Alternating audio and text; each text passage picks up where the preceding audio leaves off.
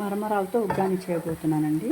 First onion, tomato, green chilli fry చేసుకున్న తర్వాత కొంచెం సాల్ట్, పసుపు వేసుకొని ఫ్రై చేసుకోవాలండి వాటిని.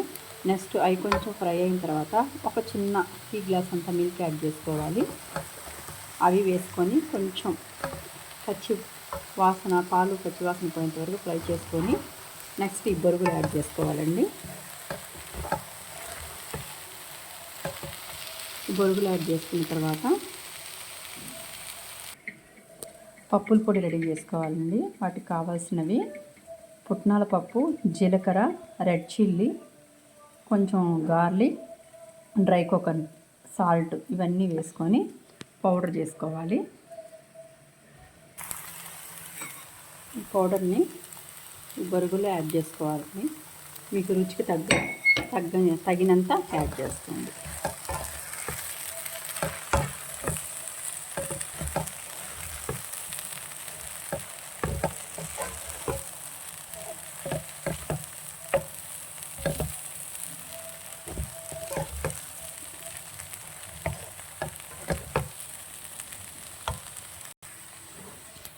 నెక్స్ట్ ఒక లెమన్ పిండుకోండి.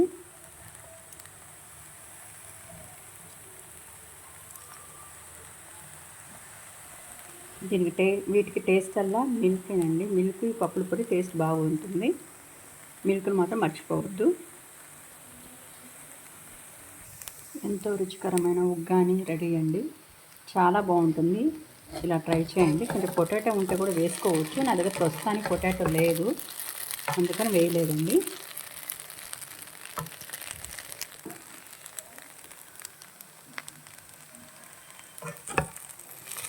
మా బాబు టేస్ట్ చూసి చెప్తారండి.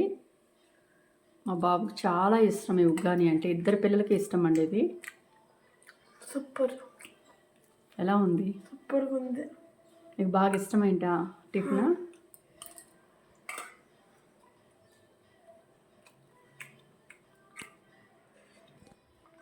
Please like, subscribe, comment to my channel. Please support.